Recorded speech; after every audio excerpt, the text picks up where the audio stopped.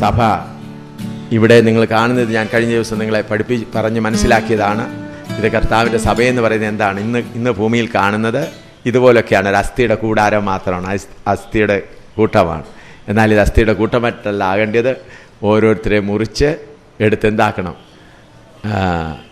സഭയാക്കി തീർക്കണം. ഞാനിന്ന് പകൽ പറഞ്ഞതുപോലെ കഴിഞ്ഞ ദിവസം പറയാം, ഇദ്ദേഹം ആരാണ്? വലിയ വീട്ടിലെ തോമാച്ചനാണ്. വലിയ വീട്ടിലെ തോമാച്ചൻ. ഇത് വലിയ വീട്ടിലെ റാഹേലമ്മ സഹോദരിയാണ്. ഇവരെല്ലാം എന്ത് ചെയ്യണം? ഇവിടെ കാണിച്ചതുപോലെ ചെറിയ ചെറിയ അസ്ഥിക്കൂട്ടമായി മുറിച്ച് എന്ത് ചെയ്യണം? ശരിയായ ഓരോരുത്തരെ അളവിനൊത്തവണ്ണം ഓരോരുത്തരെ ആക്കണം. അതാണ് ശുശ്രൂഷ. കർത്താവായ യേശു ക്രിസ്തു എന്തിനു വേണ്ടി വരുന്നു? അസ്ഥിക്കൂടത്തിന് വേണ്ടിയല്ല. ഇന്ന് നമ്മൾക്ക് ഓരോരുത്തരും പറയും, ഞാൻ എൻ്റെ സഭയിൽ ഇത്ര ഉണ്ട്, എൻ്റെ സഭയിൽ ഇത്രയുണ്ട്, എൻ്റെ ഇത്ര സ്ഥലം.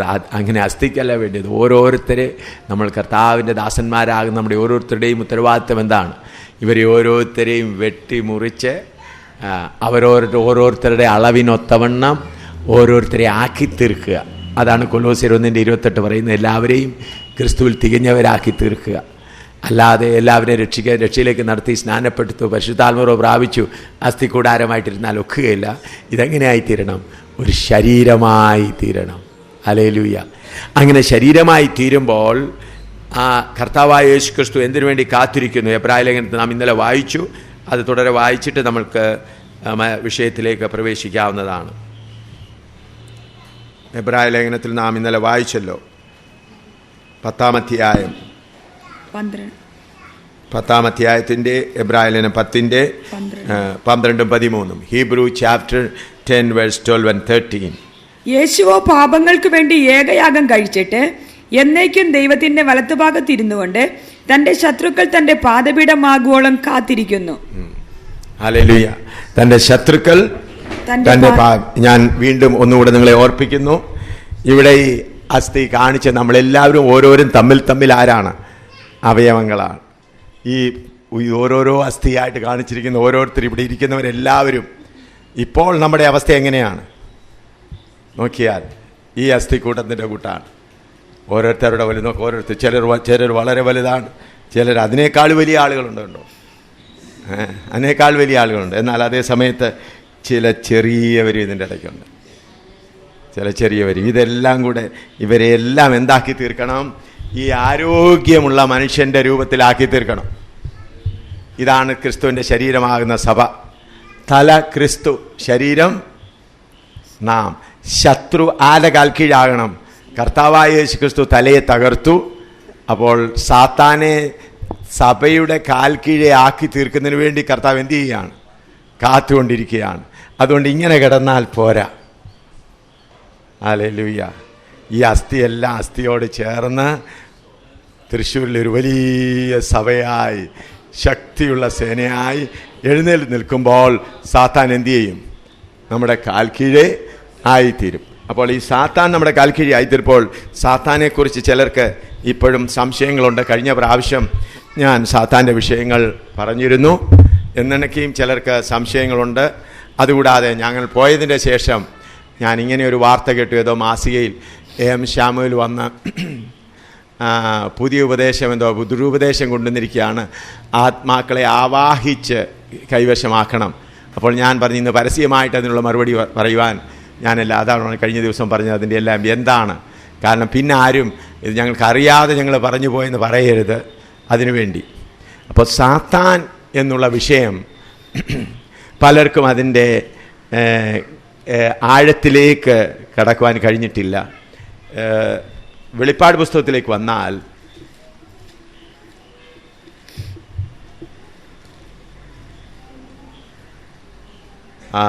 രണ്ടാം അധ്യായത്തിൻ്റെ 24-ാം വാക്യം വായിച്ചാൽ, റെവലേഷൻ ചാപ്റ്റർ 2 വേഴ്സ് 24.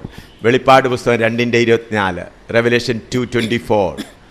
എന്നാൽ ഈ ഉപദേശം കൈക്കൊള്ളാതെയും അവർ പറയും പോലെ സാത്താന്റെ ആഴങ്ങൾ അറിഞ്ഞിട്ടില്ലാതെയും സാത്താന്റെ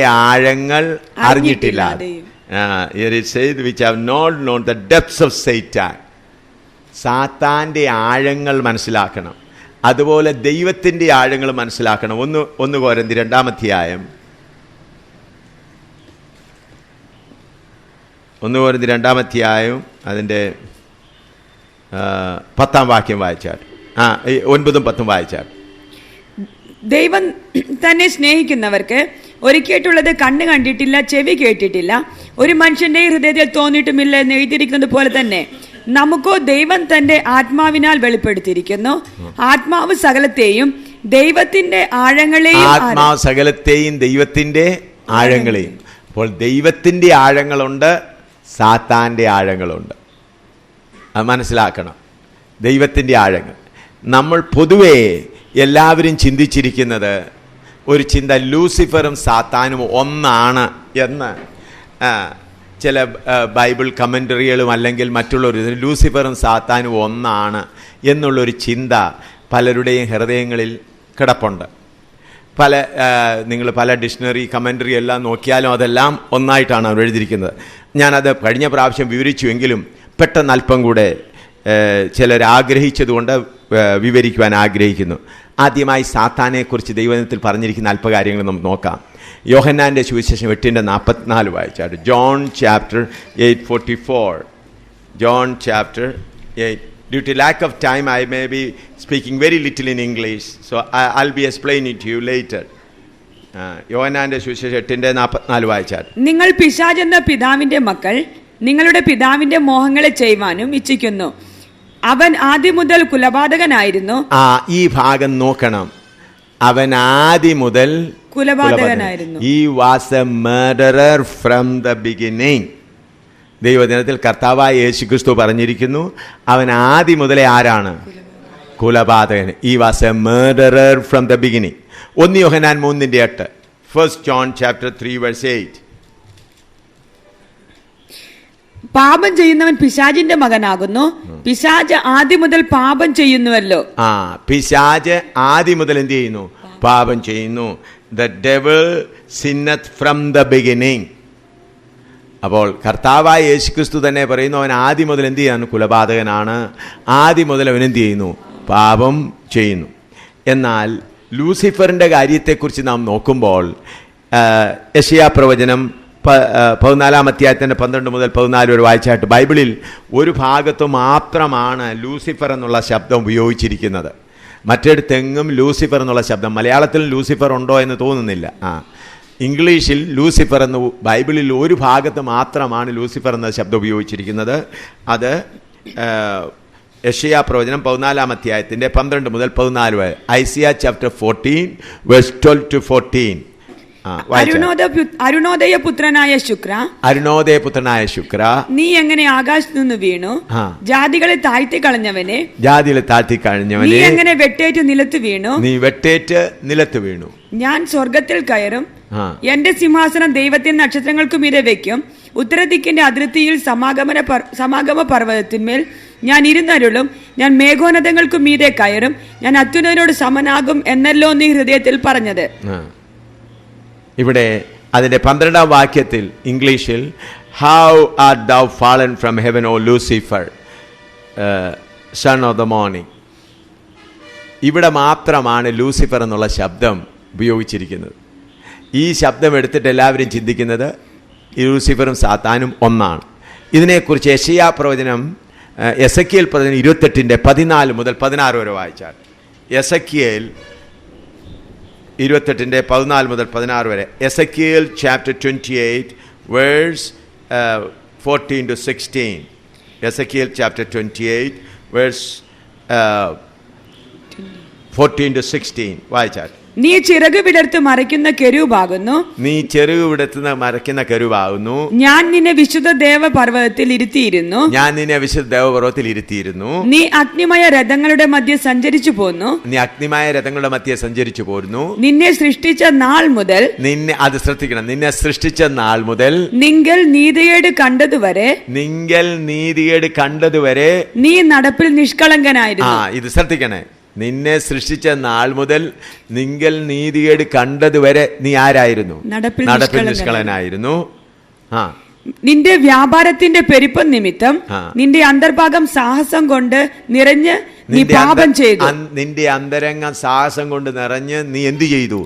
പാപം ചെയ്തു. അപ്പോൾ ലൂസിഫറിന് പാപം ചെയ്യാതെ വിശുദ്ധനായി ദൈവത്തിൻ്റെ ദേവപർവ്വതത്തിൽ മറയ്ക്കുന്ന കെരുബായി, അഭിഷിക്ത കെരുബായി ഇരുന്ന ഒരു കാലം ഉണ്ടായിരുന്നു.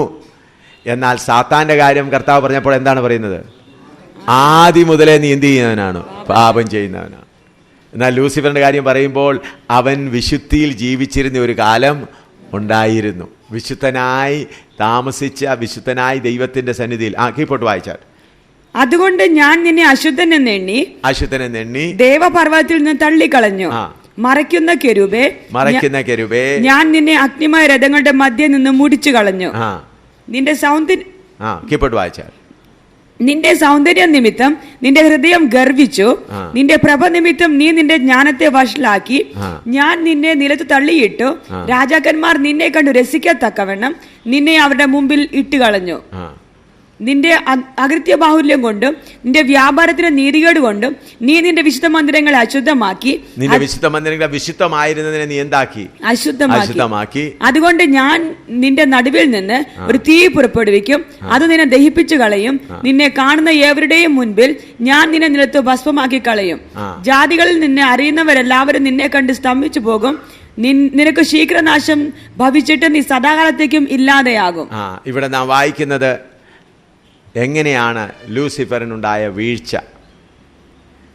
സാത്താനെക്കുറിച്ച് നാം വീണ്ടും നോക്കുമ്പോൾ അപ്പോസ്തല പ്രവൃത്തി വെളിപ്പാട് പുസ്തകം 12:3 മുതൽ 4 വരെ വായിച്ച Revelation chapter 12 verse 3-4. Revelation chapter 12 verse 3-4. സ്വർഗത്തിൽ മറ്റൊരു അടയാളം കാണായി. 7 തലയും 10 കൊമ്പും തലയിൽ 7 രാജമുടിയുമായി തീ നിറമുള്ള ഒരു മഹാസർപ്പം. അതിന്റെ വാൽ ആകാശത്തിലെ നക്ഷത്രങ്ങളിൽ 1/3 വലിച്ചുകൂട്ടി ഭൂമിയിലേക്ക് എറിഞ്ഞു. നക്ഷത്രങ്ങളിൽ 1/3 വലിച്ചുകൂട്ടി ഭൂമിയിലേക്ക് എറിഞ്ഞു കളഞ്ഞു. പ്രസവിപ്പാറായ സ്ത്രീ. മതി. ഇനിയും അതിന്റെ 9-ാം വാക്യം. ഭൂതലത്തെ മുഴുവൻ തെറ്റിച്ചു കളയുന്ന പിശാചും സാത്താനും എന്ന മഹാസർപ്പമായ പഴയ പാമ്പിനെ. ഇവിടെ അവൻ 3-4 പേര് പഞ്ചിട്ട് അവിടെ എങ്ങും ലൂസിഫർ എന്നുള്ള ഒരു ശബ്ദവും കാണുന്നില്ല. എന്താ ഒന്ന് വായിച്ചാട്ട്? 9 ഒന്നുകൂടെ വായിച്ചാട്ട്. ഭൂതലത്തെ മുഴുവൻ തെറ്റിച്ചു കളയുന്ന പിശാചും സാത്താനും എന്ന മഹാസർപ്പമായ പഴയ പാമ്പിനെ. പിശാചും മഹാസർപ്പമാകുന്ന പഴയ പാമ്പിനെ ഭൂമിയിലേക്ക് തള്ളിക്കളഞ്ഞു. ഇനി യെശയ്യാ പ്രവചനം 45-ാം അധ്യായത്തിന്റെ 5 മുതൽ 7 വരെയുള്ള ഭാഗം വായിച്ചാൽ. യെശയ്യാ പ്രവചനം 45, ഐസയ്യാ 45 വേഴ്സ് 5-7. ഞാൻ യഹോവയാകുന്നു, മറ്റൊരുത്തനുമില്ല. ഞാനല്ലാതെ ഒരു ദൈവവുമില്ല. നീ എന്നെ അറിയാതിരിക്കെ ഞാൻ നിന്റെ അരമുറുക്കിയിരിക്കുന്നു. സൂര്യോദയത്തെങ്കിലും അസ്തമാനത്തെങ്കിലും ഉള്ളവർ ഞാനല്ലാതെ മറ്റൊരുത്തനുമില്ല എന്ന് അറിയേണ്ടതിന് തന്നെ ഞാൻ യഹോവയാകുന്നു. ശ്രദ്ധിക്കണം, ഞാൻ യഹോവയാകുന്നു, മറ്റൊരുത്തനുമില്ല. ഞാൻ പ്രകാശത്തെ നിർമ്മിക്കുന്നു, അന്ധകാരത്തെയും ഞാൻ സൃഷ്ടിക്കുന്നു. ഞാൻ നന്മയെ ഉണ്ടാക്കുന്നു, തിന്മയെയും ഞാൻ എന്ത് ചെയ്യുന്നു? സൃഷ്ടിക്കുന്നു. യഹോവയായ ഞാൻ ഇതൊക്കെയും ചെയ്യുന്നു. Here I form the light and create darkness. I make peace and create evil. I the Lord do all these things. അപ്പോൾ ഈ എന്താണ്? വീണ്ടും അതിന്റെ 7-ാം വാക്യം ഒന്നുകൂടെ വായിച്ചാട്ട്. ഞാൻ പ്രകാശത്തെ നിർമ്മിക്കുന്നു, അന്ധകാരത്തെയും സൃഷ്ടിക്കുന്നു.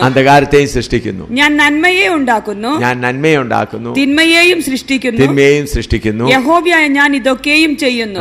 തിന്മയെയും സൃഷ്ടിക്കുന്നു. Create ഈവൽ, I create ഈവൽ. ഇനിയും യെശയ്യാ 54:16, ഐസയ്യാ 54:16. തീക്കനലൂതി പണി ചെയ്ത ഓരോ ആയുധം തീർക്കുന്ന കൊല്ലനെയും ഞാൻ സൃഷ്ടിച്ചിരിക്കുന്നു.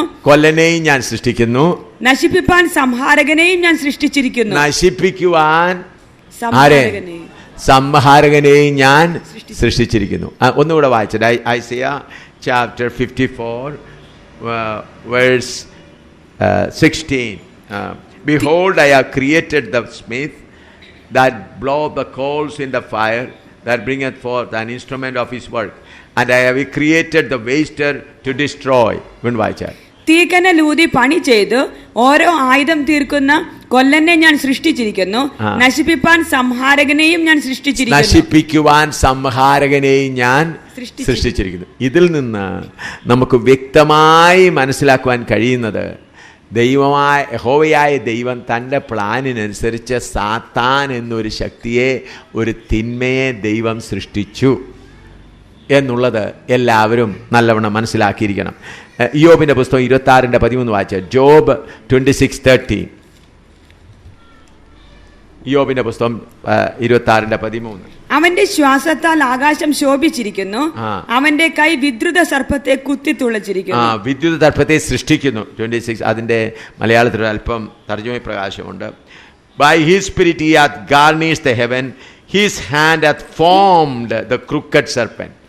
കുത്തിത്തുളച്ചിരുന്നുള്ളതിന് എന്താ? സൃഷ്ടിച്ചിരിക്കുന്നു, അല്ലെങ്കിൽ രൂപം കൊടുത്തിരിക്കുന്നു. മലയാളത്തിൽ എഴുതിക്കാട്ടെ. His hand has formed crooked serpent. അവൻ്റെ കൈയാണ് എന്ത് ചെയ്തിരിക്കുന്നത്? സർപ്പത്തെ സൃഷ്ടിച്ചിരിക്കുന്നത്. ഇനിയും യഹോവയായ ദൈവത്തിൻ്റെ സ്വഭാവം എന്താണ്? യെരമ്യ 20:12 വായിച്ചാൽ. യെരമ്യ chapter 20 verse 12. യെരമ്യ 20:12. നീതിമാനെ ശോധന ചെയ്ത് അന്തരംഗങ്ങളെയും ഹൃദയത്തെയും കാണുന്നവനായ സൈന്യങ്ങളുടെ യഹോവേ. പ്രിയമുള്ളവരെ, യഹോവയായ ദൈവം സകലരെയും ശോധന ചെയ്യുന്നവനാണ്. ദൈവത്തിൻ്റെ വചനത്തിൽ കൂടെ നാം മനസ്സിലാക്കേണ്ടത് യഹോവയായ ദൈവം സകലരെയും ശോധന ചെയ്യുന്ന ദൈവമാണ്. നാം ദൈവവചനത്തിൽ ആഴത്തിൽ കൂടെ പഠിക്കുകയാണെങ്കിൽ ദൂതന്മാരുടെ കൂട്ടത്തിൽ 3 കൂട്ടമുണ്ടായിരുന്നു. ഒന്ന് ലൂസിഫറിൻ്റെ കൂട്ടം.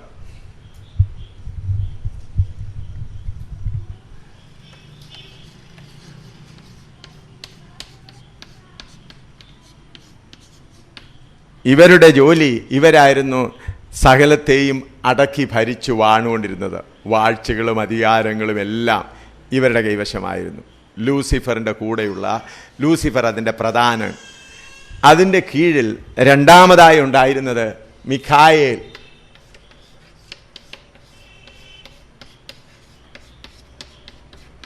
ഇവരാണ് യഹോവയുടെ സൈന്യം എന്ന് പറയുന്നത്. ദ ഹോസ്റ്റ് ഓഫ് ഇസ്രായേൽ, ദൈവത്തിൻ്റെ സൈന്യം. ഇവരെ കൊണ്ടാണ് സേനയുടെ യഹോവയായ ദൈവം. മൂന്നാമത് Gabriel, the group of Gabriel, messengers.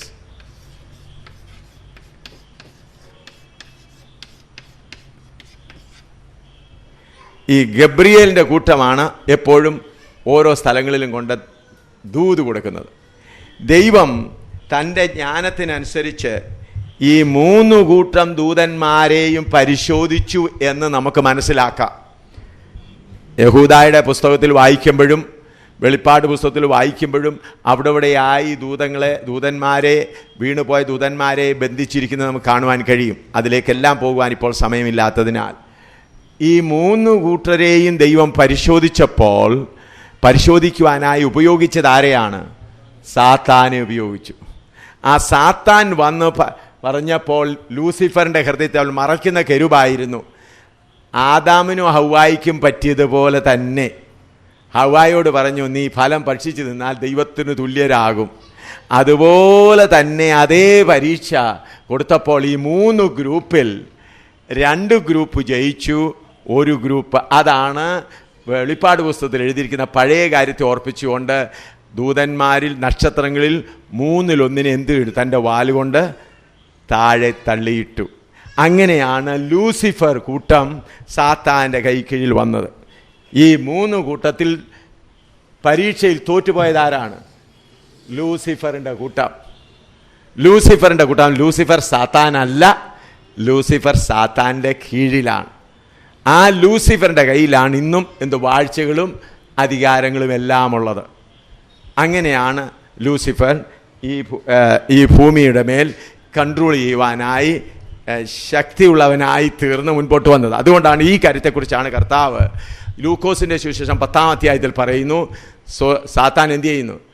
തീ പോലെ മിന്നൽ പോലെ വായിച്ചാട്ടെ 10:19 ലൂക്കോസ് സുവിശേഷം 10-ാം അധ്യായം അതിൻ്റെ 18-19 വായിച്ചാട്ടെ. അവൻ അവരോട്, സാത്താൻ മിന്നൽ പോലെ ആകാശത്ത് നിന്ന് വീഴുന്നത് ഞാൻ കണ്ടു. മിന്നൽ പോലെ ആകാശത്ത് നിന്ന് വീഴുന്നത് ഞാൻ കണ്ടു. അത് ഏതിനെ കുറിച്ചാണ് പറയുന്നത്? ഈ വെളിപ്പാട് പുസ്തകം 12-ാം അധ്യായത്തിൽ കാണുന്ന യുദ്ധം അപ്പോൾ നടക്കുന്ന യുദ്ധമല്ല.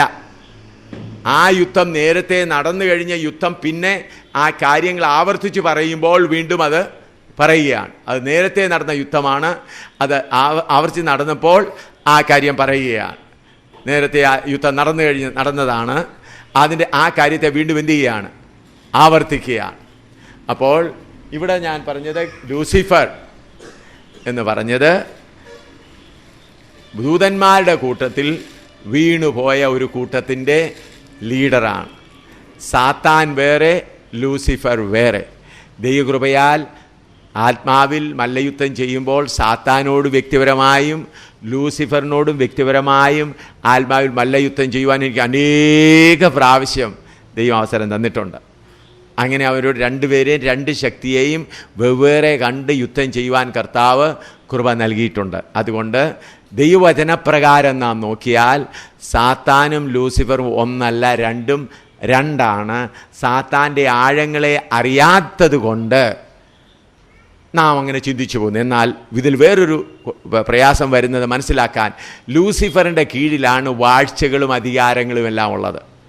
അവൻ മുൻപേ വാഴ്ചകളും അധികാരങ്ങളും ഭൂമിയെ വാണുകൊണ്ടിരിക്കുകയാണ്. ഏദൻ തോട്ടത്തെ വാണുകൊണ്ടിരിക്കുകയായിരുന്നു. ഈ സകല ദേശത്തെയും വാണുകൊണ്ടിരിക്കുകയായിരുന്നു. ഇന്നും വീണുപോയ ദൂതന്മാരിൽ അധികാരം കൊണ്ട് നടക്കുന്നത്, കൂടുതൽ അധികാരം കൊണ്ട് നടക്കുന്നത് ലൂസിഫറാണ്. എന്നാൽ ലൂസിഫർ അല്ല സാത്താൻ. ലൂസിഫറിൻ്റെ മുകളിലാണ് സാത്താൻ. ലൂസിഫറെ തെറ്റിച്ചത് സാത്താനാണ്. സാത്താനെക്കുറിച്ച് നാം വായിക്കുമ്പോൾ അവൻ ആദി മുതൽ ആരായിരുന്നു? കൊലപാതകനായിരുന്നു. അവൻ ആദി മുതൽ പാപം ചെയ്തുകൊണ്ടിരുന്നു. എന്നാൽ കർത്താവ് പറഞ്ഞു, ഞാൻ തിന്മയെ സൃഷ്ടിക്കുന്നു. അപ്പോൾ ആദ്യം മുതൽ അവൻ പാപം ചെയ്തുകൊണ്ടിരുന്നു, ലൂസിഫർ ആദ്യം മുതൽ. അപ്പോൾ ഈ കാര്യങ്ങൾ ദൈവവചനത്തിൽ ഇപ്രകാരം വളരെ സ്പഷ്ടമായി കൊടുത്തിട്ടുണ്ട്. അതുകൊണ്ട് ലൂസിഫറും സാത്താനും ഒന്നല്ല, രണ്ടാണ്. ഇനിയും ഇതിന് കൂടാതെ നമ്മൾക്ക് ആത്മാവിൽ മല്ലയുദ്ധം ചെയ്യേണ്ടത്, മല്ലയുദ്ധം ചെയ്യുവാൻ മുൻപിലേക്ക് കടന്നു വരുന്നത് എഫേസ്യ ലേഖനം 6:12 വായിച്ച 10 മുതൽ വായിച്ചാട്ട്. എഫേസ്യ ലേഖനം 6 Ephesians chapter 6 verse 10 onwards. ഒടുവിൽ കർത്താവിലും അവന്റെ അമിതബലത്തിലും ശക്തിപ്പെടുവീൻ. പിശാചിന്റെ തന്ത്രങ്ങളോട് എതിർത്ത് നിൽപ്പാൻ കഴിയേണ്ടതിന് ദൈവത്തിന്റെ സർവായുധ വർഗം ധരിച്ചുകൊള്ളുവീൻ. നമുക്ക് പോരാട്ടമുള്ളത് ജഡരക്തങ്ങളോടല്ല, വാഴ്ചകളോടും അധികാരങ്ങളോടും. നമുക്ക് പോരാട്ടമുള്ളത് ജഡരക്തങ്ങളോടല്ല, വാഴ്ചകളോടും അധികാരങ്ങളോടും, ഈ അന്ധകാരത്തിന്റെ ലോകാധിപതികളോടും സ്വർലോകങ്ങളിലെ ദുഷ്ടാത്മസേനയോടും അത്രേ. ഇവരെല്ലാം ആരുടെ കീഴിലാണുള്ളത്? ലൂസിഫറിന്റെ കീഴിലാണ്. എന്നാൽ ഇവരുടെ എല്ലാം മേളിൽ ആരാണ്? സാത്താൻ. സാത്താൻ്റെ കീഴിലുള്ള വീണുപോയ ദൂതന്മാരിൽ പ്രധാനയാണ് ലൂസിഫർ. ലൂസിഫറിൻ്റെ കീഴിലാണ് വാഴ്ചകളും അധികാരങ്ങളും എല്ലാം ഉള്ളത്. ഇത് കൂടാതെ കഴിഞ്ഞ ദിവസം ഞാനിവിടെ വന്നപ്പോൾ സംഭവിച്ച ചില കാര്യങ്ങൾ ഞാൻ പറയുന്നു. ഇവിടെ ഞാൻ വന്നപ്പോൾ കർത്താവിൻ്റെ ദാസന്മാരോട് ഞാൻ ബൈബിൾ ക്ലാസ് എടുത്തുകൊണ്ടിരുന്നപ്പോൾ, യോഗം നടത്തിക്കൊണ്ടിരുന്നപ്പോൾ പറഞ്ഞു, കർത്താവിൻ്റെ ദാസന്മാരെ, ഇവിടെ തൃശ്ശൂരിലെ ശക്തി, ഗുരുവായൂരപ്പൻ്റെ ശക്തി, അതുപോലെ പോട്ടായുടെ ശക്തി ഇവിടെ പ്രവർത്തിക്കുന്നുണ്ട്. ഇതിനെ ജയിക്കണം, ഇതിനോട് യുദ്ധം ചെയ്ത് ജയിക്കണം എന്ന് ഞാൻ പറഞ്ഞത് നിങ്ങളെല്ലാം ഓർക്കുന്നുണ്ട് എന്ന് ഞാൻ വിശ്വസിക്കുന്നു. ഞാനത് വളരെ വ്യക്തമായി പറഞ്ഞതാണ്. അങ്ങനെ ശക്തി പ്രവർത്തിച്ചുകൊണ്ടിരുന്നപ്പോൾ ചിലർക്കൊക്കെ ഇങ്ങനെ ശക്തി എന്നൊക്കെ പറയുന്നതൊന്നുമില്ല, നമ്മൾ ഇവിടെ നിന്ന് സ്റ്റേജിൽ നിന്ന് പറഞ്ഞാൽ ശക്തിയെല്ലാം ബന്ധിക്കപ്പെട്ടു പോകും എന്നുള്ളൊരു നിലയാണുള്ളത്. അങ്ങനെ ഇരുന്നപ്പോൾ തൃശ്ശൂരിലെ ജനങ്ങൾക്ക് വേണ്ടി ദൈവം ഞങ്ങളുടെ കൂടെ ടീമിൽ വന്നിരുന്ന 2 സഹോദരിമാരിൽ ദൈവത്തിൻ്റെ ദൂതന്മാരാൽ തൃശ്ശൂരിലെ ഗുരുവായൂരപ്പനെയും അതുപോലെ ശബരിമല അയ്യപ്പനെയും പോട്ടായിലുള്ള വേളാങ്കണ്ണി മാതാവിനെയും പ്രകടിപ്പിച്ചു. അപ്പോൾ ഞാൻ പരസ്യമായിട്ട് സഹോദരന്മാരോട്, ഇത് രഹസ്യമായി നടന്ന കാര്യമല്ല, ഞാൻ പരസ്യമായിട്ട് പറഞ്ഞു. വായിച്ചാട്ട് 1 Corinthians 9:26 ഈ ഭാഗവും ഞാൻ നിങ്ങളോട് നേരെ വായിച്ച് പറഞ്ഞതാണ്. 1 കൊരിന്ത്യർ 9:26. 1 Corinthians chapter 9:26. ആകയാൽ ഞാൻ നിശ്ചയമില്ലാത്തവണ്ണമല്ല ഓടുന്നത്, ആകാശത്തെ കുത്തുന്ന പോലെയല്ല ഞാൻ മുഷ്ടിയുദ്ധം ചെയ്യുന്നത്. സാത്താൻ എവിടാണെന്ന് അറിയാതെ അപ്പോസ്തലനായ പൗലോസ് പറയുന്നു, മല്ലയുദ്ധം ചെയ്യുന്നു. പോരാട്ടമെന്ന് ആ മലയാളത്തിൽ എഴുതിയിരുന്ന പോരാട്ടമല്ല. എന്താണ് വാസ്തവത്തിൽ ഭാഷയിൽ എന്താണ് വരേണ്ടത്? മല്ലയുദ്ധം, ഗുസ്തി എന്നാണ് വരേണ്ടത്. മല്ലയുദ്ധമാണ് വരേണ്ടത്, ഗുസ്തി ആണ് വരേണ്ടത്. ഇവിടെ അപ്പോസ്തലനായ പൗലോസ് പറയുന്നു, ഞാൻ എന്ത് ചെയ്യുന്നു? നിശ്ചയമില്ലാത്തവനെ പോലെ അല്ല ഓടുന്നത്. അപ്പോൾ യഥാർത്ഥ ശക്തിയെ നേരിട്ട് കണ്ട് അതിനോടുകൂടെ യുദ്ധം ചെയ്യണമെന്ന് ഞാൻ പറഞ്ഞപ്പോൾ ചില കർത്താവിൻ്റെ ദാസന്മാർക്ക് അത് അത്ര ഇഷ്ടമായോ എന്താണെന്ന് പറഞ്ഞില്ല. അപ്പോൾ ഈ രണ്ട് സഹോദരിമാർ മുൻപ് ഹിന്ദു കുടുംബങ്ങളിൽ നിന്ന് രക്ഷിക്കപ്പെട്ട് വന്നവരാണ്. അവർ 10-12 വർഷം ഈ അനേക ശക്തികളാൽ ബാധിക്കപ്പെട്ട് എല്ലാ മന്ത്രവാദികളും എല്ലാവരുടെ അടുക്കൽ പോയിട്ട് നടക്കാതെ വിടുതൽ പ്രാപിക്കാതെ ഒടുവിൽ ഞങ്ങളുടെ അവിടെ വരുവാനിടയായി കേട്ടു വന്നു. കർത്താവ് അവരെ വിടുവിച്ചു. അവർ പൂർണ്ണ ആരോഗ്യമായി രക്ഷിക്കപ്പെട്ടു, സ്നാനപ്പെട്ടു, പരിശുദ്ധാത്മ നിറവ് പ്രാപിച്ചു. അപ്പോൾ പരിശുദ്ധാത്മ നിറവ് പ്രാപിച്ചപ്പോൾ ഇങ്ങനെ പറഞ്ഞപ്പോൾ ഇവരുടെ മേലിൽ ഒന്ന് ഗുരുവായൂരപ്പൻ പ്രത്യക്ഷപ്പെട്ടു, വേറൊന്ന് പോട്ടയിലെയുള്ള ശക്തി വെളിപ്പെട്ടു, പിന്നെ വേറൊരു ക്രിസ്തു എന്നുള്ള വെളിപ്പെട്ടു, പിന്നെ ശബരിമല അയ്യപ്പൻ വന്നു. അപ്പം ഞാൻ പറഞ്ഞ സഹോദരന്മാരെ, ഈ ശക്തികൾ വന്നിട്ടുണ്ട്. നിങ്ങൾക്ക് പോയി അവർ ഷാരോൻ പ്രാർത്ഥനാ ഹാളിലുണ്ട്. നിങ്ങൾക്ക് പോയി ആ ശക്തിയോട് സംസാരിക്കുകയും പോരാടുകയും ചെയ്യാനുള്ള അവസരമുണ്ട്. ഞാൻ പറഞ്ഞത് ഞാൻ വളരെ വ്യക്തമായി പറഞ്ഞു, നിങ്ങൾക്ക് വേണ്ടിയാണ് ദൈവം ഈ കാര്യം ചെയ്തിരിക്കുന്നത്. കാരണം അനേകർക്കും ഈ ശക്തികളെ കാണുവാൻ കഴിയുന്നില്ല. ദൈവകൃപയാൽ ഞാൻ എൻ്റെ മിടുക്ക് പറയുകയല്ല, എത്രയോ വർഷങ്ങളായി ഈ ശക്തികളെ നേരിട്ട് കാണുവാൻ കർത്താവിന് കൃപ നൽകുന്നു. അതിൻ്റെ ഒരു അനുഭവം ഞാൻ വീണ്ടും പറഞ്ഞതാണ്. 10, 15, 20, 18 വർഷങ്ങൾ മുൻപ് വെണ്ണിക്കുളത്തിനടുത്തുള്ള വാളക്കുഴി എന്ന് പറഞ്ഞ സ്ഥലത്ത് മറാനാഥ റിവൈവൽ മീറ്റിംഗ് നടന്നതിൻ്റെ ഒടുവിലത്തെ ദിവസം ശനിയാഴ്ച വൈകിട്ട് യോഗങ്ങളിൽ. അപ്പോൾ അവിടെ ഒരുപാട് എതിർപ്പുണ്ടായിരുന്നു. ഇവാഞ്ചലിക്കലിൽ നിന്ന് 32 പേര് സ്നാനപ്പെട്ടു, പല ഹിന്ദുക്കളും സ്നാനപ്പെട്ടു. എന്നെ അടിക്കാനായിട്ട് കോട്ടയത്തു നിന്ന് യാക്കോബക്കാരും അവിടെ യാക്കോബ കുരിശുമൂടും ഹിന്ദുക്കളുടെ ഒരു അമ്പലവും അതിൻ്റെ മധ്യത്തിലാണ് ഈ യോഗം നടന്നുകൊണ്ടിരുന്നത്. അപ്പോൾ ഒടുവിൽ എന്നെ അടിക്കുവാനായിട്ട് അവർ കോട്ടയത്തു നിന്ന് ഒരു ബസ് നിറയെ ആളുകളെ വടിയും കൊണ്ടൊക്കെ കൊണ്ടുവന്നിരുന്നു. എന്നാൽ അവർ പറഞ്ഞത് സ്റ്റേജിൽ കയറി അടിക്കണം. എന്നാൽ അന്ന് രാത്രിയിൽ ആ പറഞ്ഞിരുന്ന ആൾ സ്റ്റേജിൻ്റെ അടുക്കലിരിക്കുകയായിരുന്നു. എന്നാൽ കർത്താവിൻ്റെ കൃപയാൽ അദ്ദേഹം അങ്ങ് രക്ഷിക്കപ്പെട്ടു. അദ്ദേഹം രക്ഷിക്കപ്പെട്ടതുകൊണ്ട് അദ്ദേഹം പറഞ്ഞത്, ഞാൻ നിങ്ങൾക്ക് ഇഷാര എന്ന് പറയുന്നത് ഹിന്ദിയിൽ എന്താ പറയുന്നത്, മലയാളത്തിൽ ഞാൻ നിങ്ങളെ ആംഗ്യം കാണിക്കുമ്പോൾ നിങ്ങൾ എന്ത് ചെയ്തോണം? കയറി അടിക്കും. അവരെല്ലാം ഹോക്കി സ്റ്റിക്ക് കൊണ്ടൊക്കെ വന്നിരിക്കുകയായിരുന്നു. എന്നാൽ അന്ന് രക്ഷിക്കപ്പെട്ട കൂട്ടത്തിൽ ആ പുള്ളിക്കാരൻ രക്ഷിക്കപ്പെടുവാൻ ഇടയായി. പിന്നെ പുള്ളിക്കാരൻ തന്നെ പറഞ്ഞു, ഞങ്ങൾ 40 പേരെയും കൊണ്ട് വന്ന ബസ്സും അതിൻ്റെ പുറകെ കിടപ്പുണ്ടെന്ന് പറഞ്ഞു. അവരെല്ലാം ഹോക്കി സ്റ്റിക്ക് കൊണ്ട്. എന്നാൽ കർത്താവ് എന്നെ ഈ സമയത്ത് രക്ഷയിലേക്ക് കൊണ്ടുവന്നു. അപ്പോൾ അങ്ങനെ അദ്ദേഹവും രക്ഷിക്കപ്പെട്ടു. 32 പേര് സ്നാനപ്പെടുവാനായി തീരുമാനിച്ചു. നല്ലൊരു ഇവാഞ്ചലിക്കലുള്ള ആളുകൾ. അത് കഴിഞ്ഞ് ഞാൻ രാത്രിയിൽ അവിടെ ഒരു വലിയൊരു വീട്, ഒരു പേർഷ്യക്കാരനായ സഹോദരൻ്റെ വീട്ടിൽ വിശ്രമിക്കുകയാണ്. എൻ്റെ കൂടെ ഏകദേശം 40 പേരുമുണ്ട്. ഞാനൊരു മുറിയിൽ ഇങ്ങനെ വിശ്രമിക്കുകയാണ്. കാരണം എപ്പോഴും ഈ ഫ്ലഡ് ലൈറ്റിന് മുമ്പിൽ ഇരിക്കുന്നതുകൊണ്ട് ഞാൻ എൻ്റെ മുറിയിൽ ലൈറ്റ് ഓഫ് ചെയ്തിട്ട് അങ്ങനെ തലേണയിൽ വെച്ച് അങ്ങനെ വിശ്രമിക്കുന്നത് പോലെ ഇരിക്കുമ്പോൾ എൻ്റെ വാതിലിൽ ഒരു ഒരാൾ വന്നു നിന്നു. നല്ല ആരോഗ്യമുള്ള, നല്ല സൗന്ദര്യമുള്ള നല്ല ആൾ, വളരെ കണ്ണ് കണ്ടാൽ വളരെ ക്രൂരമായ രീതി.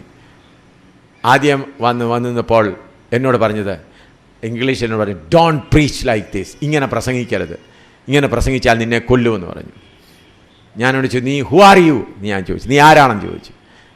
ഉടനെ പറഞ്ഞു, ഞാനാണ് ലൂസിഫർ, ഞാൻ സാത്താനാണ്, ഞാൻ ആദ്യമായി നേരിൽ കാണുന്നതാണ്. അപ്പോൾ എൻ്റെ രോമമെല്ലാം, ശരീരത്തിൻ്റെ രോമമെല്ലാം ഇങ്ങനെ അങ്ങ് എഴുന്നേറ്റുന്ന പോലായി. ഞാനൊരു 3-4 മിനിറ്റ് വളരെ ശ്രദ്ധയോടെ കണ്ണിലേക്ക് നോക്കിയോണ്ട് ഞാൻ പറഞ്ഞു, get out in the name of Jesus എന്ന് പറഞ്ഞപ്പോഴത്തേക്ക് പെട്ടെന്ന് വിട്ടേച്ചു പോയി.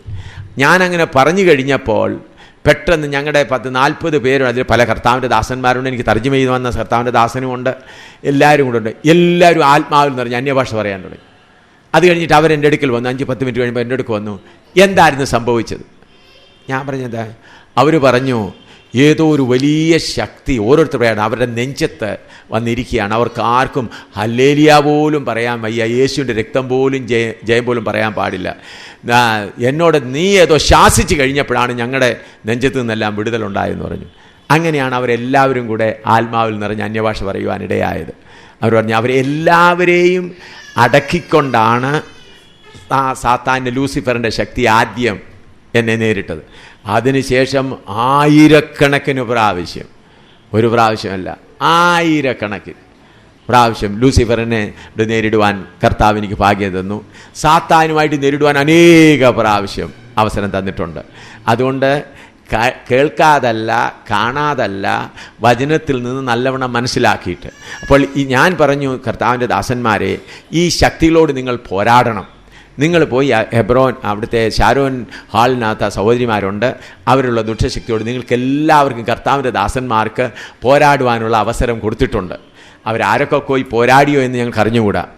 അത് കഴിഞ്ഞ ശേഷം അപ്പോൾ ആ ശക്തികൾ വന്നപ്പോൾ മുതലേ ഞങ്ങളെ വിടണമെന്ന് പറഞ്ഞ് കരയുമ്പോൾ ഞാൻ പറഞ്ഞു, ഇപ്പോൾ വിടത്തില്ല, നിങ്ങൾ 1-2 ദിവസം 2-3 ദിവസം കഴിഞ്ഞേ വിടുന്നുള്ളൂ. അതെന്തിനു വേണ്ടിയാണ് വിടാതിരുന്നത്? ഇവിടെയുള്ളതായ തൃശ്ശൂരുള്ളത് ദൈവദാസന്മാർക്ക് ആർക്കെങ്കിലും ഈ ശക്തിയോട് പോരാടി ഒരു ആത്മീക അനുഭവം പ്രാപിക്കണമെന്ന് താല്പര്യമുണ്ടെങ്കിൽ അവർ പ്രാപിക്കട്ടെ എന്ന് കരുതി. അപ്പോൾ ആ ശക്തി കരയാനും ബഹളം ഉണ്ടാക്കാനും ഒക്കെ തുടങ്ങി. അപ്പോൾ ഞാൻ പറഞ്ഞു വിടുകയില്ല. പിന്നെ അത് കഴിഞ്ഞ് ഞങ്ങൾ ആ ശക്തിയെ വിട്ട് പൂർണ്ണമായി വിടുവാനിടയായി. അപ്പോൾ ചില കർത്താവിൻ്റെ ദാസന്മാർ പറയുന്നത്, ഈ പരിശുദ്ധാത്മാവ് നിറഞ്ഞവരുടെ മേൽ ഈ ശക്തി വരാനൊക്കുമോ? അതിന് ഞാൻ മറുപടി പറയാൻ പോവുകയാണ്. കഴിഞ്ഞ ദിവസം ഞാൻ നിങ്ങളെ നല്ലവണ്ണം പഠിപ്പിച്ചതാണ്. ഇത് നല്ലവണ്ണം നിങ്ങളെ ഈ പ്രാവശ്യം പഠിപ്പിച്ചതാണ്. അകത്തെ മനുഷ്യൻ, പരിശുദ്ധാത്മാവ്, അതുകൂടാതെ മനുഷ്യൻ്റെ ആത്മാവ്, മനുഷ്യൻ്റെ പ്രാണൻ, മനുഷ്യൻ്റെ ശരീരം, അതുകൂടാതെ ജഡം. ഇതിൽ വിടുതൽ പ്രാപിച്ചത് എന്ന് പറയുന്നത് ആത്മാവിലൊരു വിടുതൽ ആരംഭിച്ചതേ ഉള്ളൂ. അതുകൊണ്ടാണ് പറയുന്നത് നമ്മൾ പൂർണ്ണമായി വിടുതൽ പ്രാപിച്ചില്ല, നമ്മിൽ രക്ഷയുടെ പ്രവൃത്തി ആരംഭിച്ചതേ ഉള്ളൂ. അതുകൊണ്ടാണ് ഫിലിപ്പിയ ലേഖനത്തിൽ വായിക്കുന്നത്, നിങ്ങൾ നല്ല പ്രവൃത്തി ആരംഭിച്ചവൻ എന്തു ചെയ്യും? അത് തീർത്തിയാം. അതുകൂടാതെ ഫിലിപ്പിയ ലേഖനം 2:12 പറയുന്നുണ്ട്, ഭയത്തോടും വിറയലോടും കൂടെ നിങ്ങളുടെ രക്ഷയ്ക്കായി പ്രവർത്തിപ്പീൻ എന്ന് പറഞ്ഞാൽ നമ്മുടെ പാപമോചനത്തിന് വേണ്ടി പ്രവർത്തിക്കേണ്ട, നമ്മിലുള്ള ജഡസ്വഭാവത്തെ ജയിക്കുവാൻ. ഞാൻ ഈ പ്രാവശ്യം നിങ്ങളെ മനുഷ്യൻ്റെ മനസ്സിലുള്ളത് അത് അവിടെ നിങ്ങളെ നല്ലോണം പഠിപ്പിച്ചിട്ടുണ്ട്. മൈൻഡിൽ എന്തെല്ലാമുണ്ട്, പ്രാണനിൽ എന്തെല്ലാമുണ്ട്, ആത്മാവിൽ എന്തെല്ലാമുണ്ട്.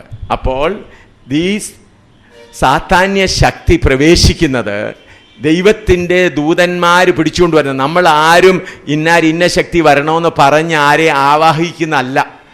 ഒരുത്തരെയും മീഡിയമാക്കുവാൻ ദൈവത്തിൻ്റെ വചനം അനുവദിക്കുന്നില്ല.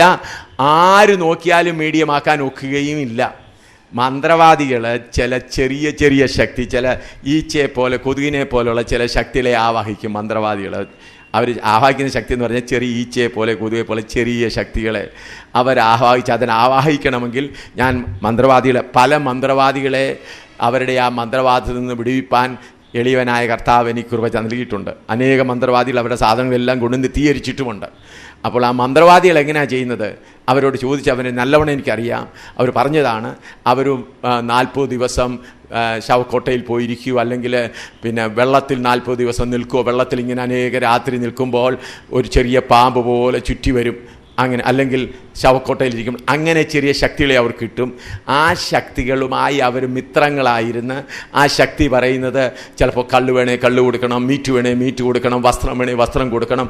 അങ്ങനെ അതിനോട് സ്നേഹത്തോടിരുന്നാൽ ആ ശക്തിയെ വേറൊരാളിലേക്ക് ആവാഹിക്കാം. ആവാഹിക്കണമെങ്കിൽ ആ ആളിനെ അതിനുവേണ്ടി ഒരുക്കണം, അതിനുവേണ്ട ഗിഫ്റ്റ് എല്ലാം കൊടുക്കണം. ഗിഫ്റ്റ് കൊടുത്തിട്ടാണ് ആവാഹം നടത്തുന്നത്. ഈ ആവാഹം നടത്തുന്നത് എങ്ങനെയെന്ന് പോലും അറിയാൻ വയ്യാത്തവരാണ് മാസികയിൽ എഴുതിയിരിക്കുന്നത്, എന്ത് ചെയ്തിരിക്കുന്നത്, ശക്തിയെ കുറഞ്ഞത് ആവാഹിക്കുന്നത് എന്നാണെന്ന് ഒരു കുറഞ്ഞ പക്ഷം പോയി ഒരു മന്ത്രവാദിയുടെ അടുക്കൽ ചോദിച്ചറിഞ്ഞ് അവർ പറഞ്ഞതിന് ഈ ആവാഹിക്കുന്ന കാര്യം ചെറിയ കാര്യമല്ല, അതിന് വളരെ ബുദ്ധിമുട്ട് കഴിച്ച് ആവാഹിക്കാൻ കഴിയുള്ളൂ എന്ന് മന്ത്രവാദി പറഞ്ഞു തരും. കാരണം എൻ്റെ അടുക്കൽ അനേക മന്ത്രവാദികൾ വന്ന് രക്ഷിക്കപ്പെട്ടിട്ടുണ്ട്. മന്ത്രവാദികൾ ഇന്ന് വിശ്വാസികളായിട്ടുണ്ട്.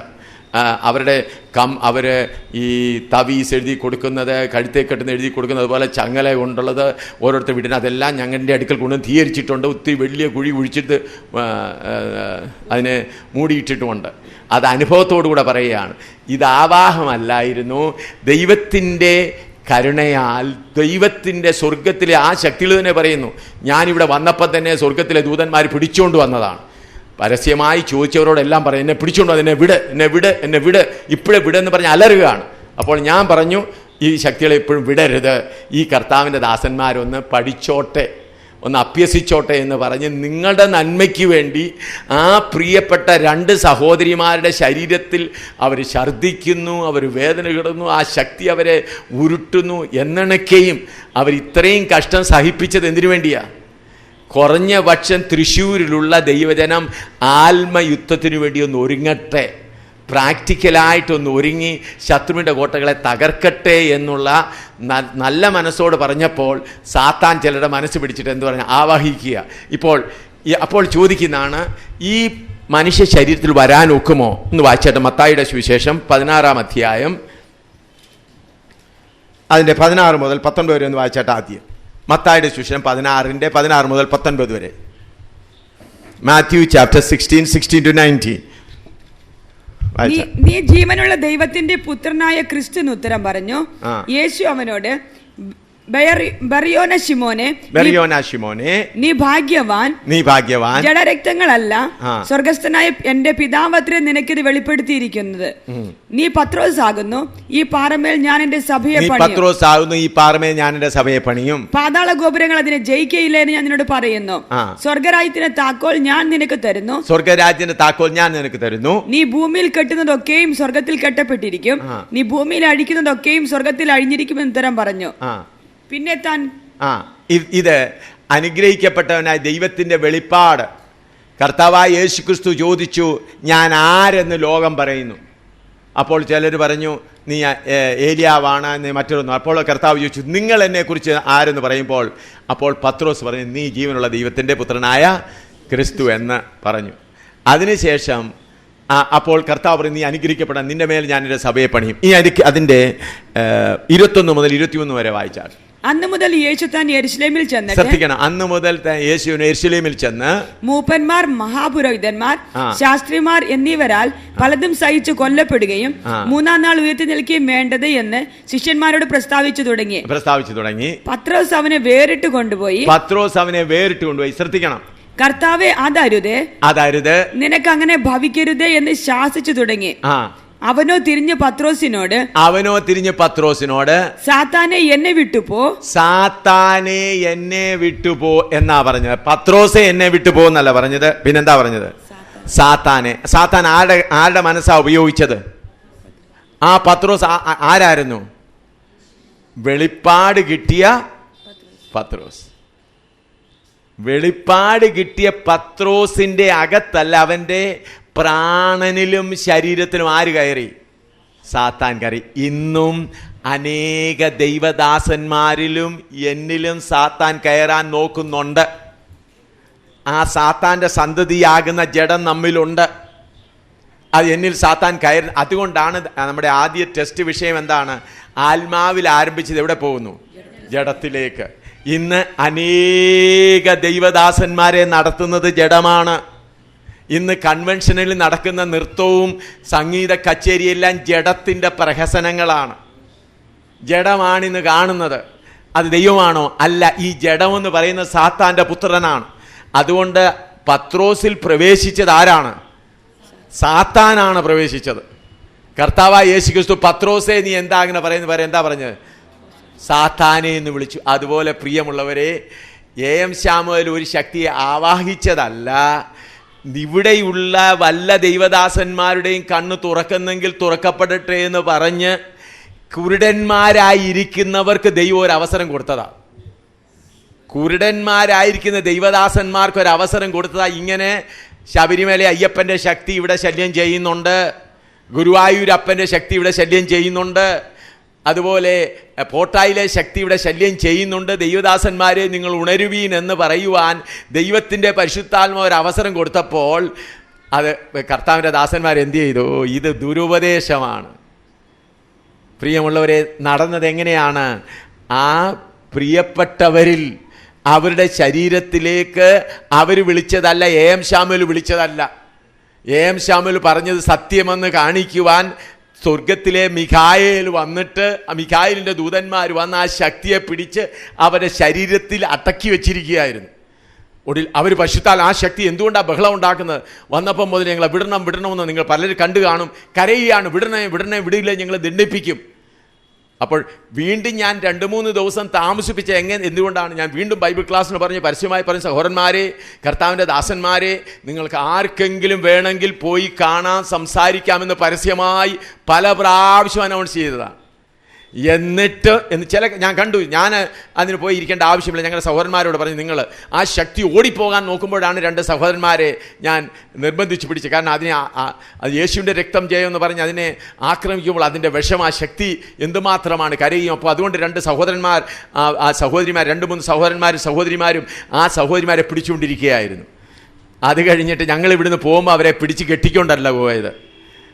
ഞങ്ങൾ പോകുന്നതിന് ശനിയാഴ്ച തന്നെ അവരെ എന്ത് ചെയ്തു? പൂർണ്ണമായി സാഹചര്യപ്പെടുത്തി നല്ലവണ്ണം ആഹാരം കഴിച്ച് തൃപ്തിയായിട്ട് നിങ്ങളുടെ മുമ്പിൽ നടന്ന് വണ്ടി കയറി അവർ പോയത്. ഇന്നും അവർ കർത്താവിനെ സാക്ഷിച്ചുകൊണ്ട് കർത്താവിൻ്റെ സാക്ഷികളായി നിൽക്കുന്നു. കർത്താവിനും സ്തോത്രം. ആകയാൽ ആവാഹിച്ചു എന്ന് പറഞ്ഞത് തെറ്റാണ്, 100% വചനവിരുദ്ധമാണ്. ദൈവവചനപ്രകാരം നമുക്കാർക്കും മീഡിയത്തിനെ അയക്കുവാൻ ദൈവവചനം അനുവദിക്കുന്നില്ല.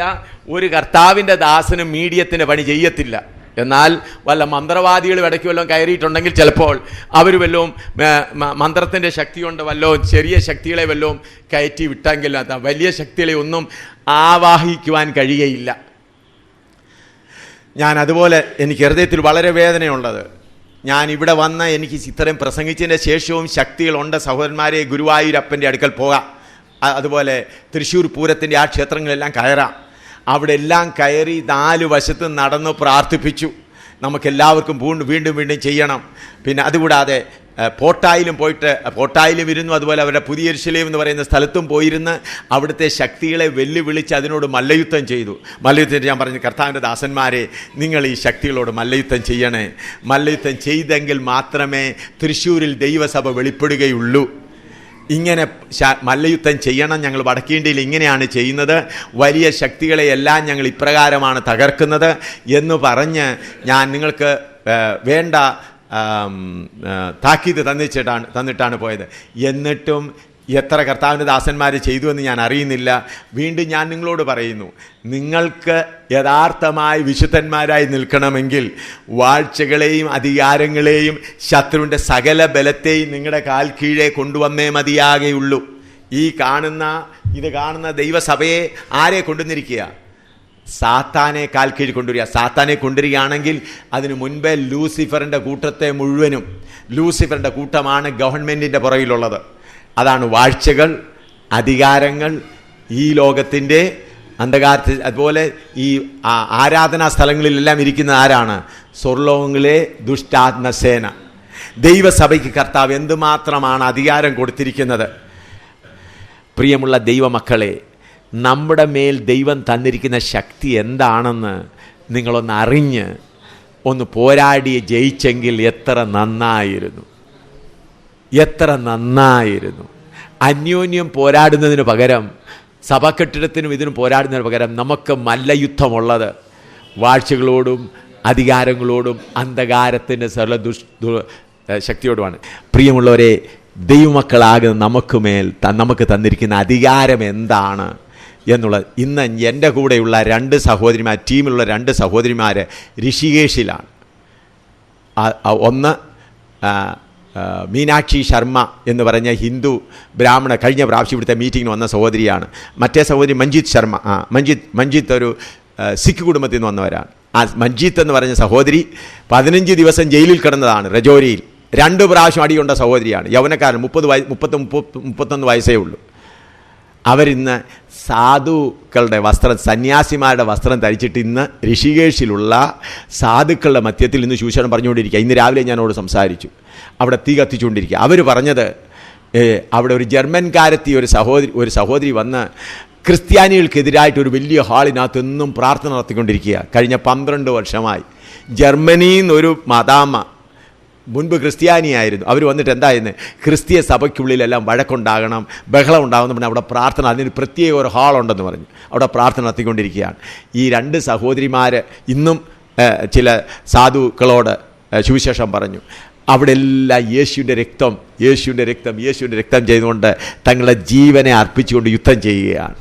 ഞങ്ങൾ വടക്കേണ്ടിയിൽ അങ്ങനെ യുദ്ധം ചെയ്യുന്നതുകൊണ്ട് എത്രായിരം ആത്മാക്കളാണ് രക്ഷിക്കപ്പെട്ടു വരുന്നത്. ഞങ്ങൾക്ക് സന്തോഷത്തോടെ പറയാൻ കഴിയും, പൂജാരിമാർ കർത്താവിൻ്റെ വേലക്കാരായി തീർന്നിട്ടുണ്ട്.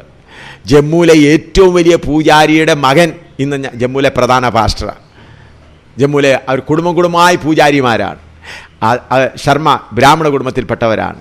അതുകൊണ്ട് പ്രിയമുള്ളവരെ, അങ്ങോട്ടും ഇങ്ങോട്ടും പറഞ്ഞുകൊണ്ട് ഭൗതികമായ കാര്യങ്ങൾക്ക് വേണ്ടി പോകാതെ യഥാർത്ഥ യുദ്ധം ചെയ്യുകയാണെങ്കിൽ ഈ പോട്ടായിൽ ബന്ധിക്കപ്പെട്ടിരിക്കുന്ന അനേക ആയിരങ്ങൾ, ശബരിമലയ്ക്ക് പോകുന്ന അനേക ആയിരങ്ങൾ, അതുപോലെ ഗുരുവായൂരപ്പന് ഇവിടുന്ന് അനേക ആയിരങ്ങൾ ക്രിസ്തുവിലേക്ക് കടന്നു വരും. യേശു ദൈവമാണെന്ന് മാത്രം പറഞ്ഞാൽ പോരാ, യേശു മാത്രം ദൈവം എന്ന് പറഞ്ഞ് നമ്മളെ വിട്ടിരിക്കുന്ന അവരെ രോഗസൗഖ്യം കൊടുക്കാനല്ല, അവർക്ക് വസ്ത്രം വിതരിക്കാനല്ല, അവർക്ക് വേണ്ടിയത് രോഗസൗഖ്യമല്ല. ഇന്ന് ഇന്ത്യയിൽ നിങ്ങൾക്ക് ഓരോരുത്തർക്കും അറിയാമല്ലോ, ഒരു വലിയൊരു ആളുണ്ട്, രാംദേവ് എന്ന് പറയുന്ന ആൾ എത്ര രോഗസൗഖ്യം നടത്തുന്നു ഇന്ത്യയിലും അമേരിക്കയിലും. അദ്ദേഹം രോഗസൗഖ്യം നടത്തുന്നതായിട്ട് ഇന്ത്യയിലുള്ള നിങ്ങൾ നോക്കിയാൽ ആയിരക്കണക്കിന് ആ രോഗസൗഖ്യം കഴിഞ്ഞിട്ട് അവിടെ മെഡിക്കൽ സ്പെഷ്യലിസ്റ്റ് അവരുടെ എക്സ്റേ എല്ലാം കൊണ്ടുവന്ന് വെച്ചിട്ടുണ്ട്. എക്സ്റേ വെച്ചിട്ട് ഒരാൾ ക്യാൻസർ രോഗി സൗഖ്യമായാൽ ഉടനെ പറയും, ചെക്ക് ചെയ്യും സൗഖ്യമായി. അതുപോലെ ബ്ലഡ് പ്രഷർ, അതുപോലെ ഹാർട്ട് അറ്റാക്ക് അവിടെ തന്നെ ചെക്ക് ചെയ്തിട്ട് പരസ്യമായിട്ട് പറയുന്നുണ്ട്. അങ്ങനെ ലക്ഷക്കണക്കിന് ആളുകൾ പോകുന്നുണ്ട്. അപ്പം നിങ്ങളുടെ രോഗസൗഖ്യമല്ല, യേശു വന്നത് രോഗസൗഖ്യം കൊടുക്കാനല്ല. യേശു വന്നത് പുതിയ യെരൂശലേമിന് യോഗ്യരായ ചില ശിഷ്യന്മാരെ തിരഞ്ഞെടുക്കുവാൻ വേണ്ടിയാണ്. അതുകൊണ്ട് പ്രിയമുള്ള തൃശ്ശൂരുള്ള ദൈവജനമേ, ഇനിയുമെങ്കിലും ഈ പ്രാവശ്യം കർത്താവ് 2ാമത്തെ എന്നെ കൊണ്ടുവന്നല്ലോ, യഥാർത്ഥ ഉപദേശം നിങ്ങൾ കേട്ടിട്ട് ഇപ്പം നിങ്ങൾക്ക് ആർക്കെങ്കിലും ഇതിൽ അല്പമെങ്കിലും സംശയം ഉണ്ടെങ്കിൽ നിങ്ങൾക്ക് എന്തെങ്കിലും ഇതിൻ്റെ യഥാർത്ഥം ഒന്ന് അറിയണം. കർത്താവിൻ്റെ വരവിന് താമസമെങ്കിൽ ജൂൺ 19 മുതൽ 24 വരെ പഞ്ചാബിൽ ദരിവാളിൽ ഉണർവ് യോഗം നടക്കുന്നുണ്ട്. ഞങ്ങളുടെ ആനുവൽ യോഗമാണ്, മാറാന റിവൈവൽ മീറ്റിംഗ്. ഈ ജൂൺ 19 മുതൽ 24 വരെ അവിടെ ആന്ധ്രയിൽ നിന്നും നേപ്പാളിൽ നിന്നെല്ലാം ധാരാളം ദൈവത്തിൻ്റെ ദാസന്മാർ 1000 പേര് കടന്നു വരുന്നുണ്ട്. അവിടെ വന്ന് നിങ്ങൾക്ക് അന്വേഷിക്കാം, ഹിന്ദുക്കൾ രക്ഷിക്കപ്പെടുന്നോ, ബ്രാഹ്മണർ രക്ഷിക്കപ്പെടുന്നോ, സിഖുകാർ രക്ഷിക്കപ്പെടുന്നുവോ, എതിർപ്പുകൾ ഇവിടെ അടികൊള്ളുന്നുണ്ടോ, അവർ പണത്തിന് വേണ്ടിയാണോ, രോഗശാന്തിക്ക് വേണ്ടിയാണോ? അവിടെ ഒരുത്തർ രോഗശാന്തിക്ക് വരുന്ന നിങ്ങൾക്ക് കാണുവാൻ കഴിയുകയില്ല. ആയിരക്കണക്കിന് ആളുകൾ രക്ഷയ്ക്ക് വേണ്ടി കർത്താവിൻ്റെ സ്ഥലത്തേക്ക് വന്നുകൊണ്ടിരിക്കുകയാണ്. അനേകരും അവിടെ വന്നാൽ അടികൊണ്ടവരും ചില ക്രിക്കറ്റ് ബാറ്റ് കൊണ്ട് അടികൊണ്ടതും ഒക്കെ നിങ്ങൾക്ക് ധാരാളം കാണുവാൻ കഴിയും. ഞാൻ കർത്താവിന് നന്ദിയോടെ സ്തോത്രം ചെയ്യുന്നു. വളരെ എതിർപ്പുകൾ സഹിച്ച് അനേകർ രക്ഷയിലേക്ക് വന്നുകൊണ്ടിരിക്കുകയാണ്. അനേകർ. ജമ്മുവിലെ ഒരു ചെറിയ സംഭവം നിങ്ങളോട് പറയാം. ജമ്മുവിൽ ഞങ്ങൾക്ക് രഹസ്യമായി, ഞങ്ങൾ ആദ്യം ഒരിടത്താണ് ആരാധിച്ചുകൊണ്ടിരുന്നത്. ഇപ്പോൾ 18 സ്ഥലത്ത് ആരാധനയായി. ചെറിയ ആരാധനയായി. ഈ ഉപദ്രവങ്ങൾ നിമിത്തം ഇന്ന് വരുന്നിടത്തെല്ലാം RSSകാർ ശിവസേനക്കാർ വരുന്നതുകൊണ്ട് ഇന്ന് ഇവിടെയാണെങ്കിൽ നാളെ വേറൊരിടത്തായിരിക്കും. അങ്ങനെ മാറി ചെറിയ ഗ്രൂപ്പായിട്ട് ആരാധന നടത്തുകയാണ്. അതിൽ രഹസ്യമായി ഞായറാഴ്ച മാത്രമല്ല ആരാധന, തിങ്കളാഴ്ച, ചൊവ്വാഴ്ച, ബുധനാഴ്ച എപ്പോഴൊക്കെയാണ് സൗഖ്യം കിട്ടുന്നത്. അവിടെ കോളേജിൽ പഠിച്ചുകൊണ്ടിരിക്കുന്ന സഹോദരിമാർക്കായി ഒരു പ്രത്യേക യോഗമുണ്ടായിരുന്നു. അത് അവർ രഹസ്യമായിട്ടൊരു മുറിയിൽ വെച്ച് അവർക്ക് വേണ്ടി യോഗം നടത്തിക്കൊണ്ടിരിക്കുമ്പോൾ അവരിൽ ഒരുപാട് പേര് ഉപദ്രവം സഹിച്ച് വന്നവരാണ്. ക്രിക്കറ്റ് ബാറ്റ് കൊണ്ട് അടിയൊക്കെ കൊണ്ടുവന്നവരാണ്. മുറികളിൽ അവരെല്ലാം ഹിന്ദു മാർഗത്തിൽ രക്ഷിക്കപ്പെട്ട് വന്നവരാണ്. അങ്ങനെയുള്ളവർക്ക് വേണ്ടി യോഗം നടത്തിക്കൊണ്ടിരിക്കുമ്പോൾ ഓരോരുത്തരും ഒരുപാട് ഉപദ്രവങ്ങൾ സഹിച്ച് വന്നവരാണ്. അവർക്ക് വേണ്ടി ഞാൻ ഒരു അരമണിക്കൂർ നേരം പരിശുദ്ധാത്മാവിനെക്കുറിച്ച് പറഞ്ഞു, പ്രാർത്ഥിക്കാമെന്ന് പറഞ്ഞപ്പോഴേക്കും എല്ലാവരും 2 മിനിറ്റകം ആത്മാവിനാൽ നിറഞ്ഞു. അവരെല്ലാം ഉയർന്ന ജാതിയിൽ നിന്നും വലിയ ബിസിനസ്സുകാരിൽ നിന്ന് രക്ഷിക്കപ്പെട്ടു വന്നതാണ്. അതുകൊണ്ട് ശത്രുവിൻ്റെ ശക്തികളോട് നിങ്ങൾ പോരാടിയാൽ നിങ്ങൾ വാസ്തവമായി ജയം നേടാം. നമുക്ക് പ്രാർത്ഥിക്കാം. പോരാട്ടമുള്ളത് ഈ ലോകരോടല്ല, ജഡീകരോടല്ല. പോരാട്ടമുള്ളത് പോരാട്ടമുള്ളത് ഈ ലോകരോടല്ല, ജഡികരോടല്ല. സൊല്ലോക സൊല്ലോക ദുഷ്ടാത്മസേനയിൽ, സൊല്ലോക സൊല്ലോ സേനയിൽ, ദുഷ്ടാത്മസേനയിൽ.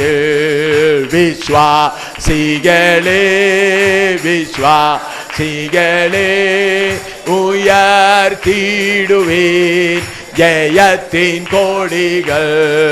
വിശ്വാസികളെ വിശ്വാസികളെ ഉയർത്തിടുവീൻ ജയത്തിൻ കോണികൾ. എക്കാലമേക്കാലം തോന്നിപ്പാൻ കാലമായി, എക്കാലമേക്കാലം തോന്നിപ്പാൻ കാലമായി. മൽപ്രിയൻ വരുന്നു, മൽപ്രിയൻ വരുന്നു. വിശ്വാസികളെ വിശ്വാസികളെ ഉയർത്തിടുവീൻ ജയത്തിൻ കോടികൾ. വിശ്വാസികളെ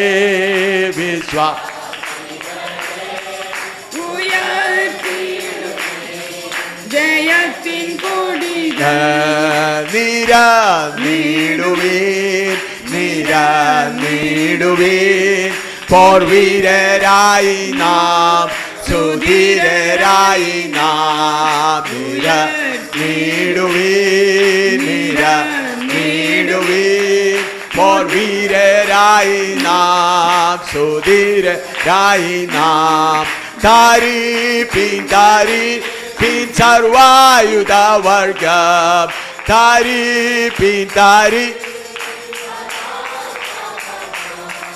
ആത്മാവിൽ താരീഫിൻ ആത്മാവിൽ താരീഫിൻ. വിശ്വാസികളെ വിശ്വാസികളെ ഉയർത്തിടുവീൻ ജയത്തിൻ കോടികൾ.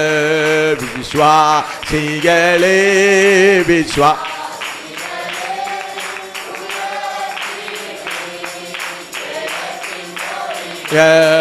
സത്യം കെട്ടുവീൻ സത്യം കെട്ടുവീൻ. ആരയ്ക്കു കെട്ടുവീൻ കവചം താരീഫിൻ. സത്യം കെട്ടുവീൻ സത്യം കെട്ടുവീൻ. ആരയ്ക്കു കെട്ടുവീൻ. രക്ഷയാം രക്ഷയാം ശിരസ്ത്രം താരീഫിൻ. രക്ഷയാം രക്ഷയാം ശിരസ്ത്രം താരീഫിൻ. ആത്മാവിൽ താരീഫിൻ ആത്മാവിൽ താരീഫിൻ. വിശ്വാസികളെ വിശ്വാസി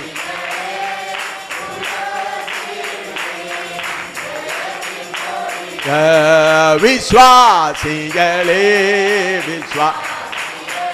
ഹല്ലേലൂയ.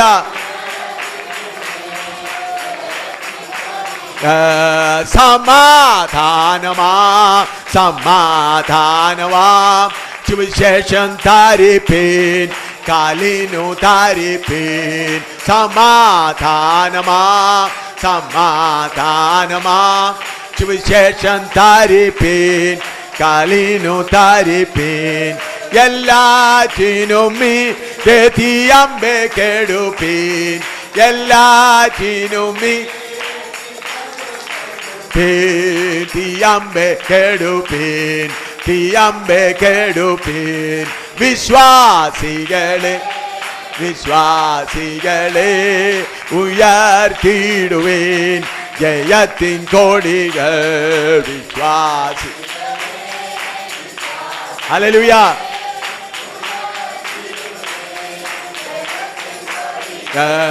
പോരാട്ടമുള്ളത് പോരാട്ടമുള്ളത് ഈ ലോകരോടല്ല, ജഡികരോടല്ല.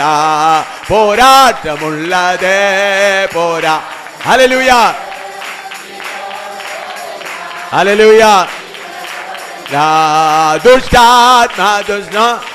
ദുഷ്ടാത്മസേനയിൽ സൊല്ലോ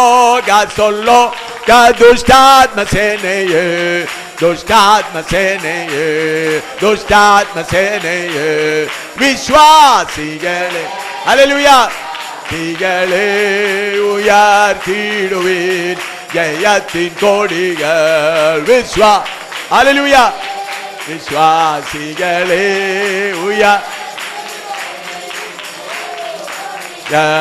ക്ഷീണം തീർന്നു പോ, ക്ഷീണം തീർന്നു പോ, ക്ഷീണങ്ങൾ തീർന്നു പോ, മൽപ്രിയൻ വരുമ്പോ. ക്ഷീണം തീർന്നു പോ, ക്ഷീണം തീർന്നു പോ, ക്ഷീണങ്ങൾ തീർന്നു പോ, മൽപ്രിയൻ വരുമ്പോ. ആനന്ദം ആനന്ദം നിത്യാനന്ദമുണ്ട്, ആനന്ദം നിത്യാനന്ദമുണ്ട്, ജയം നമുക്കുണ്ട്, ജയം നമുക്കുണ്ട്. വിശ്വാസി ഹല്ലേലൂയ ഉയർത്തിടുവീൻ, ജയത്തിൻ കൊടികൾ ഹല്ലേലൂയ ഉയർത്തിടുവീൻ, ജയത്തിൻ കൊടികൾ. ഭൂതങ്ങൾ നമ്മൾ ഒത്തിരി ഭൂതങ്ങളുണ്ട്, മിക്കവാറും നിങ്ങൾക്കെല്ലാം ഒത്തിരി ഭൂതങ്ങളുണ്ട്, നിങ്ങൾ ചിന്തിക്കാറില്ല. ഭൂതങ്ങൾ അവരോട് ആടുന്നത് ഞാൻ അടുത്തിരിക്കുന്ന വിശ്വാസികളോട് പോയി അതിനെ പുറത്താക്കിയേക്കാം. ഭൂതങ്ങളോട് പോരാടാനല്ല, യേശുവിന്റെ നാമത്തിലൂടെ പുറത്താക്കാനാണ്. അത് വിശ്വാസികൾ സാധാരണ ചെയ്തോളൂ. എന്നാൽ വീണ് 3-1 ദൂതന്മാർ, അവരുടെ സംഖ്യ വലിയൊരു കൂട്ടമാണ്. അവരോട് നമ്മൾ മല്ലയുദ്ധം ചെയ്ത് ജയിച്ചേ മതിയാണ്. കർത്താവിന്റെ വരവ് താമസമെങ്കിൽ ദൈവം നാളെ പകൽ മല്ലയുദ്ധം എങ്ങനെയാണ് നടത്തുന്നതെന്ന്, ഞങ്ങൾ എങ്ങനെയാണ് വചനം പറയാതെ നടത്തുന്നത് വിവരിക്കുന്നതായിരിക്കും. പ്രാർത്ഥനയോടുകൂടെ കടന്നു വരുവാൻ കർത്താവിന്റെ നാമത്തിൽ അപേക്ഷിക്കുന്നു. ഞാൻ രാവിലെ 7 മണിക്ക് കർത്താവിന്റെ ദാസന്മാർക്ക്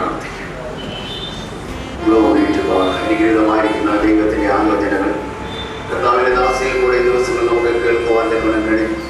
അവൻ തന്റെ ആത്മാവിനാൽ നമ്മെ നിറച്ച് സാത്താനോട് പോരാടുവാൻ വേണ്ടതായ ശക്തിയും ബലവും അവനെങ്ങനെ നിങ്ങളിലേക്ക് പകർന്നുകൊണ്ടിരിക്കുന്നു എന്നുള്ളതിനാൽ ഇന്ന് രാത്രികാലം നമുക്ക് നമ്മെ തന്നെ സമർപ്പിച്ച് ദൈവകൃപ മേൽക്കുമേൽ പ്രാപിക്കുവാൻ പിന്നെ ദൈവത്തോട് നമുക്ക് അടുത്തിയേക്കാം. നമ്മുടെ കണ്ണുകളെ അടയ്ക്കാം, നമുക്ക് പ്രാർത്ഥിക്കാം. ഞങ്ങളുടെ കർത്താവേ, ഞങ്ങളുടെ സ്വർഗീയ ദൈവമേ, അവിടുത്തെ തിരുസനത്തിന്റെ പദവിയിൽ യാത്രകാലം ഞങ്ങൾക്ക് ഒരുമിച്ച് കടന്നു വരുവാൻ നീ അവിടെ ഒരുക്കിയതായ നല്ല സഹവാസനായിട്ട് ഞങ്ങൾ നിന്നെ സ്തുതിക്കുകയും വാഴ്ത്തുകയും ചെയ്യുന്നു. തുടർന്നുള്ള ദൈവജന പഠന ക്ലാസ് അതായത് ജീവിതങ്ങൾക്ക് അനുഗ്രഹമായി തീർന്നിരിക്കുന്നുവെന്ന് ഞങ്ങൾ പൂർണ്ണമായിട്ട് വിശ്വസിക്കുന്നു. കർത്താവേ, കേട്ട വചനമാർക്കും കർത്താവേ ദോഷകരമായി തീരുവാൻ ഞങ്ങളുടെ തീരാതെ ഒരു ദിവസം കേട്ടത് അധികം സന്ദേഹം